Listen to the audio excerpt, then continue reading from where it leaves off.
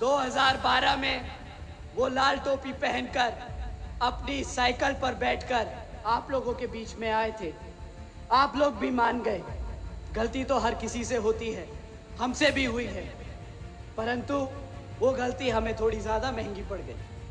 वो आप अपनी टोपी पहनकर साइकिल पर बैठकर आपके बीच में आए, वादे किए, परंतु अब आप सभी ने, हमारे सभी युवा साथियों ने हमसे बोला,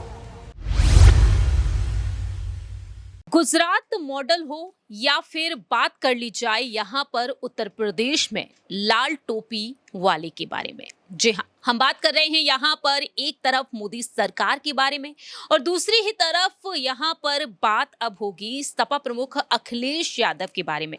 गुजरात मॉडल नहीं चाहिए और दूसरी ही तरफ ये भी कहा जा रहा है कि जो लाल टोपी वाले हैं वो टोपा पहनाकर चले जाते हैं, साइकिल पर आते हैं और लोगों को टोपा पहनाकर चले जाते हैं। ये शब्द रहे हैं भरे मंच पर आकाश आनंद के। जी हाँ, बहुजन समाज पार्टी की सुप्रीमो मायावती के भतीजे आकाश आनंद क्या अपने इन धाकड़ भाषणों के चलते ही राजनीति में अपने वर्चस्व को बना पाएंगे या नहीं? नमस्कार, नेक्स्ट 9 न्यूज देख रहे हैं आप। मैं हूं आपके साथ प्रांशु राठौर। स्वागत है आपका हमारे खास प्रोग्राम 2024 का महासंग्राम में। आज जिस तरह से आकाश आनंद का भाषण सुनने को मिला है, उस भाषण से देखा जाए तो न सिर्फ समाजवादी पार्टी बल्कि बीजेपी खेमे में भी हलचल कहीं ना कहीं तेज होती हुई नजर आ रही है। सबसे पहले यहाँ पर आकाश आनंद का वो भाषण आपको सुना देते हैं, देखिए जरा। अगर ये लोग इसी को गुजरात मॉडल कहते हैं तो नहीं चाहिए गुजरात मॉडल। आप एक बार बता दीजिए, क्या ऐसा गुजरात मॉडल आप लोगों को चाहिए क्या?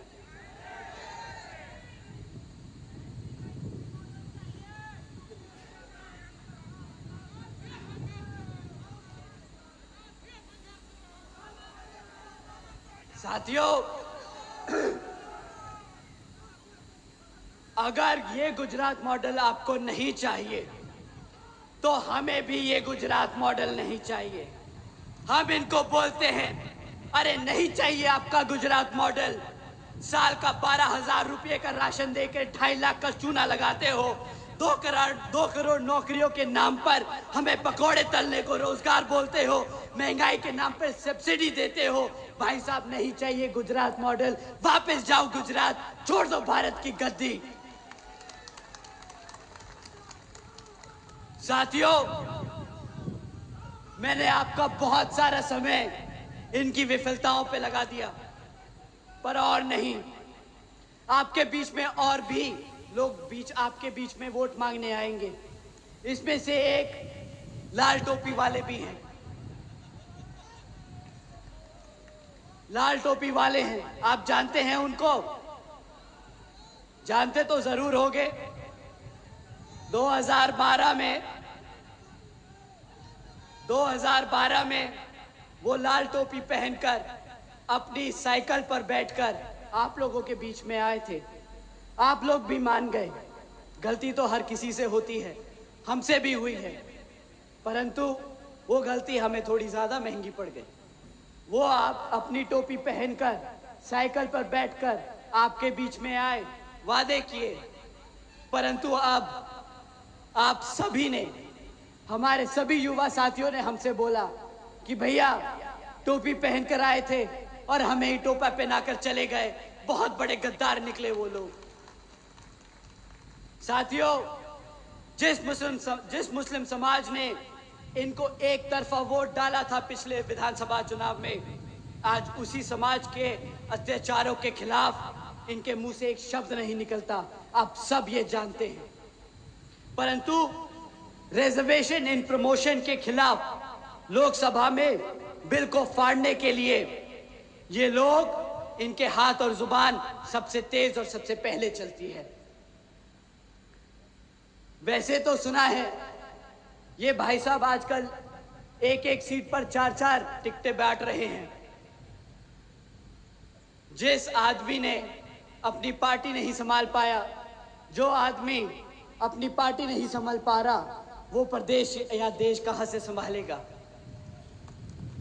मानते हैं साथियों,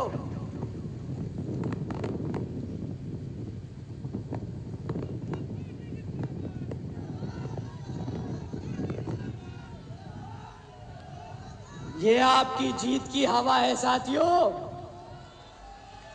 ये आपकी जीत की हवा है साथियों। ये वो समाजवादी पार्टी है, जब बहन जी अपना प्रत्याशी उतारती है तो ये अपना प्रत्याशी बदल देते हैं। वोट काटने का काम कौन कर रहा है, ये किसी से छिपा नहीं। इन लोगों का काम है बहुजन समाज को नुकसान पहुंचाना। ये गद्दार है, गद्दार।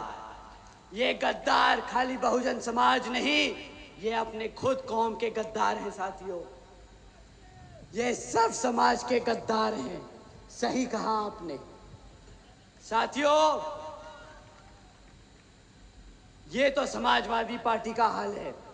कांग्रेस कुछ कम नहीं, भले ही उसका वोट परसेंट सिर्फ 2% बचा हो इस प्रदेश में, बट देश में तो ऐसे बोलते हैं जैसे कि उनके बिना ये देश चल नहीं सकता। बेचारे पूरा देश जोड़ते फिर रहे हैं, पर आज तक 60 सालों में इनसे अपनी सीटें नहीं बची। आकाश आनंद जो संत कबीर नगर पहुंचते हैं और वहां पर हुंकार भरते हैं। लोकसभा चुनाव को ध्यान में रखते हुए आकाश आनंद को बतौर उत्तराधिकारी मायावती ने आगे कर दिया है, उन्हें लॉन्च कर दिया है नगीना सीट से। अब ऐसे में सवाल ये बन जाते हैं कि कोऑर्डिनेटर आकाश आनंद क्या मायावती के नक्शे कदमों पर चलकर पार्टी की कमान को बखूबी संभाल पाएंगे या नहीं। हमारे साथ इस वक्त मौजूद हैं हमारे सहयोगी अमन जी। सबसे पहले अमन जी, आपको बहुत बहुत स्वागत है। जी, थैंक यू। जैसा कि आप भी जानते हैं कि आकाश आनंद किस तरीके से हर एक दल को चुनौती दे रहे हैं। हमने देखा नगीना से शुरुआत की, जो आजाद समाज पार्टी मायावती के साथ कदमताल मिलाती हुई नजर आई। आजाद समाज पार्टी के जो अध्यक्ष हैं चंद्रशेखर आजाद मायावती के नक्शे कदमों पर आज भी चल रहे हैं, उन्हें गुरु बताते हैं, उन्हें बहन जी कहते हैं, माँ के समान बताते हैं। और आज के समय में देखा जाए तो मायावती पूरी तरीके से उन्हें दरकिनार कर चुकी हैं। आकाश आनंद साफ तौर पर कहते हैं कौन आजाद, छोटे मोटे दलों को मैं नहीं जानता। पहले उन्होंने चंद्रशेखर आजाद को चुनौती दी और आज देखा जाए तो यूपी में एक वक्त मुख्यमंत्री के पद पर रहे अखिलेश यादव को चुनौती दे दी है। गुजरात से बाहर निकलकर आए मोदी जी, जो आज देश के प्रधानमंत्री हैं, उनको लेकर वह कहते हैं कि हमें नहीं चाहिए आपका गुजरात मॉडल, आप गुजरात वापस चले जाइए। कैसे देख रहे हैं आकाश आनंद के इन बयानों को? देखिए, बिल्कुल आकाश आनंद जब से पॉलिटिकल एक्टिव हुए हैं तब से सिर्फ बयानबाजी ही कर रहे हैं। और जाहिर बात है कि देखिए जिस तरह की हवा वो बनाना चाहते हैं उत्तर प्रदेश के अंदर, वैसा तो कुछ बनने को रहा। साथ में उनकी अपनी छवि भी कहीं ना कहीं जो है वो अभी फ़िलहाल बनने में वक्त लगेगा। क्योंकि देखिए सिर्फ बयानबाजी करके आप अपने आप को बहुत बेहतर राजनेता साबित नहीं कर सकते। ज़मीनी स्तर पर आपको काम करना पड़ेगा। अब भले ही आप गुजरात मॉडल की जो है उसकी आलोचना करें या अखिलेश यादव की आलोचना करें या तमाम जो भी इनके अलावा नेता उनकी आलोचना करें, तो आलोचना करना तो बहुत आसान है, इसमें कुछ खर्च तो होता नहीं है। किसी के बारे में आप कुछ भी बोल सकते हो। और वही आकाश आनंद कहते हुए नजर आते हैं। आपने देखा नगीना में हो या फिर संत नगर कबीर में हो या फिर और भी जगह जहां पर उन्होंने अब तक जो भाषणबाजी की है या बयानबाजी की है, उसमें लगभग जो बड़े लीडर्स हैं खासकर उत्तर प्रदेश के, उनके ऊपर जमकर निशाना साधा है। राहुल गांधी से लेकर पीएम मोदी तक और अखिलेश यादव से लेकर चंद्रशेखर आजाद तक, सबको लेकर उन्होंने मंच से खरी खोटी सुनाई है। लेकिन महत्वपूर्ण बात यह प्रांशिक, देखिए सिर्फ बोलने भर से चीज़ों को आप बेहतर नहीं कर सकते। आप जो है चीज़ों को जो आगे लेकर नहीं जा सकते। बेहतर प्लानिंग की ज़रूरत होती है। और देखिए बसपा बहुत देर से जागी हुई पार्टी मानी जा रही है इस लोकसभा चुनाव में, क्योंकि जब लोग अपनी रणनीति बना चुके थे उस समय तक बसपा को ये भी पता नहीं था कि किन किन सीटों पर कौन कौन उम्मीदवार लड़ेगा। और देखिए चुनाव के वक्त आते आते जिस तरह से उनके तमाम जो मौजूदा सांसद थे उन्होंने उनका साथ छोड़ा, उसमें भी कहीं ना कहीं ये नाराज़गी थी कि भाई इतने सीनियर लीडर हैं और इतने बड़े लोग हैं बीएसपी के अंदर, लेकिन अगर उत्तराधिकारी बनाने की बारी आती है तो आखिर आकाश आनंद को क्यों दिया जाता है। और उन्होंने क्या अब तक ऐसा किया जिसके बिना पर उनको जो है अध्यक्ष जो है आने वाले टाइम का बनाया जाए। तो ऐसी तमाम सारी बातें जो सीनियर लीडर्स थे बीएसपी के, वो खुलकर करते थे। और यही बात है कि चाहे मलूक नागर हो या फिर रितेश पांडे हो या कई ऐसे नेता हों जो कह सकते हैं बीएसपी से उन्होंने अपना किनारा कर लिया और लगातार बीएसपी यहाँ पर कमज़ोर होती हुई नजर आई। लेकिन जिस तरह की बयानबाजी करके आकाश आनंद एक माहौल बनाना चाहते हैं, अपने पक्ष में बहुत सारे मतदाताओं को करना चाहते हैं, वो मेरे ख्याल से अब वक्त उनके हाथ से शायद निकल सा गया है। क्योंकि अगर यही पहल वो 6 महीने पहले शुरुआत करते, ज़मीनी स्तर पर काम करते, लोगों के बीच जाते, तो शायद बहुत ज़्यादा प्रभाव उनका रह पाता। लेकिन सडनली आप आते हैं, बयानबाजी करते हैं, दूसरे लोगों के ऊपर आप आरोप लगाते हैं, लेकिन अपनी जो खामियां उनके ऊपर बात नहीं करते। तो ऐसे में राजनीति का जो जिस तरह से वो करना चाहते हैं वैसा ढंग नहीं है। ऐसे में आपको काम करना पड़ेगा, साबित करना पड़ेगा। आज़ाद भले ही अभी इक्का दुक्का सीटों पर चुनाव लड़ रहे हो, लेकिन उसके लिए उन्होंने अथक संघर्ष किया, उन्होंने अपना एक नाम बनाया है, अपने आप को मजबूत किया। लेकिन आकाश आनंद को लेकर लगातार ये कहा जाता है कि पैराशूट से उतरे हुए जिस तरह से पार्टी के ऊपर उनको बैठाया गया है, वो अपने आप में कई लोगों के लिए तकलीफदेह है कि भाई ऐसे जो नौसिखिया आदमी को आपने क्यों बैठा दिया। उनको तो पॉलिटिकल कोई अनुभव भी नहीं है। आज़ाद के बारे में कहते हैं कि पंचायत का चुनाव तक जीता हुआ नहीं है। तो आकाश आनंद को अपने बारे में बताना चाहिए कि उन्होंने क्या क्या अचीव किया है। क्योंकि देखिए, किसी के ऊपर बात करना बहुत आसान होता है, लेकिन अपने बारे में बताना, अपने बारे में जवाबदेही तय करना बहुत मुश्किल होता है। अमन जी, यहाँ पर बात अखिलेश यादव को लेकर कर ली जाए। लाल टोपी की वह बात कहते हैं कि साइकिल पर आते हैं और टोपा पहनाकर चले जाते हैं, ऐसा लोगों का कहना है। और आकाश आनंद भी देखा जाए तो अखिलेश यादव पर जमकर बरसते हुए नजर आए। वो अखिलेश यादव जो मायावती का समर्थन एक वक्त कुछ दिन पहले ही चाह रहे थे, लेकिन मायावती ने पूरी तरीके से दरवाजे ही बंद कर दिए।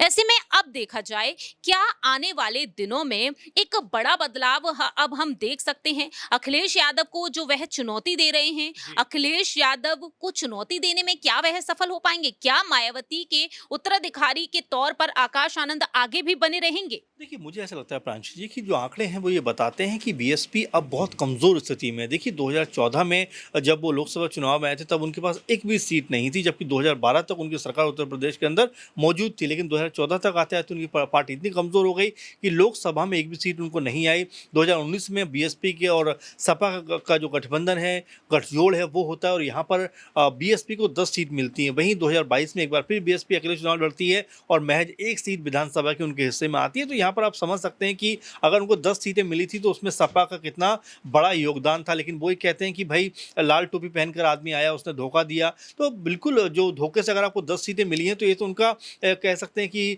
आपका जो उनका समर्थन था बीएसपी के लिए वो ज़्यादा मजबूत था। लेकिन ऐसे में ये कहना है कि उनके बिना हम बेहतर प्रदर्शन कर देंगे, उनके बिना हम सीटें जीत लेंगे, मेरे ख्याल से बहुत जल्दबाजी भी है बीएसपी के लिए। और साथ में ये भी दर्शाता है कि उनकी कोई प्लानिंग नहीं है। कौन शख्स जो किस सीट पर जाएगा, कौन प्रत्याशी कहाँ चुनाव लड़ेगा, ये कोई तय नहीं हो पा रहा है। और जो चेहरे उनके पास थोड़े से नाम वाले थे वो भी उनका साथ छोड़कर जा रहे हैं। तो ऐसे में आप समझ सकते हैं कि बीएसपी के जो हाल का जो इस तरह का हाल है वो ये बताता है कि पार्टी के अंदर जो एक कह सकते हैं कि तालमेल होना चाहिए उसका बहुत अभाव है। आकाश आनंद मंच से खड़े होकर बड़ी बड़ी बातें तो बोल रहे हैं, लेकिन ज़मीनी स्तर पर संघर्ष क्या होता है उनको मालूम नहीं है। आप अगर वीडियो देखेंगे तो शुरू में ही कहते हैं कि बहुत गर्मी है, और तो ऐसी बातें कहते हुए कहीं ना कहीं वो ये बताना चाहते हैं कि भाई जिस एसी रूम से मैं निकल कर आया हूँ और मेरा निकलना जो है बहुत बड़ी बात है। तो इनको समझना चाहिए कि लोगों का इमोशन क्या होता है, लोगों के बीच जाना क्या होता है। राहुल गांधी का एक बहुत भारत जोड़ो यात्रा के दौरान एक भाषण खूब प्रचलित हुआ था, वहाँ पर जब बारिश हो रही थी उसमें वो खड़े होकर भाषणबाजी कर रहे थे। तो ऐसी चीज़ें आपको करनी पड़ती हैं। लेकिन आकाश आनंद जिस तरह की भाषा का इस्तेमाल कर रहे हैं, जिस तरह की टोन का इस्तेमाल कर रहे हैं, मेरे ख्याल से ये उनके लिए आने वाले दिनों में मुश्किलों का सबब बन सकता है। अगर ये मुश्किलों का सबब बन सकता है तो क्या मायावती एक बड़ा बदलाव करेंगी यहाँ पर अपनी पार्टी? देखिए बिल्कुल, और आज़ाद तो यही कहते रहे कि भाई जिसने संघर्ष किया उसको मौका मिलना चाहिए। लेकिन जिस तरह से आकाश आनंद ने जो संघर्ष अभी तक नहीं किया है, तो क्या उनको वाकई इतनी बड़ी जिम्मेदारी मिलनी चाहिए? क्या वाकई एक मुख्य स्टार प्रचारक के तौर पर उनको पेश किया जाना चाहिए? तो इसको लेकर भी सवाल है। पार्टी कई तमाम जो लीडर्स हैं यही बात कहते हुए नजर आते हैं कि भाई यूपी का उनको अंदाज़ा नहीं है, पॉलिटिक्स का उनको अंदाज़ा नहीं है, बीएसपी का उनको अंदाज़ा नहीं है पूरी तरीके से। ऐसे में सिर्फ 2-4 लोगों के नाम लेकर उनके ऊपर इस तरह के कह सकते हैं करारे हमले कर कर आप अपने आप को बहुत ज़्यादा बेहतर साबित नहीं कर सकते। ज़मीनी स्तर पर आपको काम करना पड़ेगा। फिलहाल उससे बहुत कोसों दूर नज़र आ रहे हैं। अगर हम बात करें आकाश आनंद की, तो ऐसे में उनको अपने आप को मजबूत करने की ज़मीन पर उतरना पड़ेगा। आने वाले दिनों में देखना यही होगा कि क्या वाकई आकाश आनंद खुद को मजबूत करने के लिए ज़मीनी संघर्ष पर ध्यान देंगे, क्योंकि आज़ाद ने अपने आप को इसी तरह से मजबूत किया है। लेकिन आकाश आनंद जो है इसमें काफ़ी पीछे दिखाई पड़ते हैं, इसीलिए सिर्फ बयानबाजी तक वो सीमित दिखाई पड़ते हैं। अब यही देखना होगा कि आकाश आनंद क्या उत्तराधिकारी बने रहेंगे, उनकी यही बयान, यही भाषण क्या वाकई में पार्टी को मजबूती देंगे या फिर नहीं, ये देखना काफी ज्यादा दिलचस्प होगा। लेकिन आकाश आनंद के इस भाषण से आप कितना सहमत हैं, उनकी इन बातों से कितना सहमत हैं, कमेंट सेक्शन में आप बता सकते हैं। फिलहाल के लिए हम चलते हैं, बाकी की तमाम अपडेट्स के लिए आप देखते रहिए नेक्स्ट 9 न्यूज।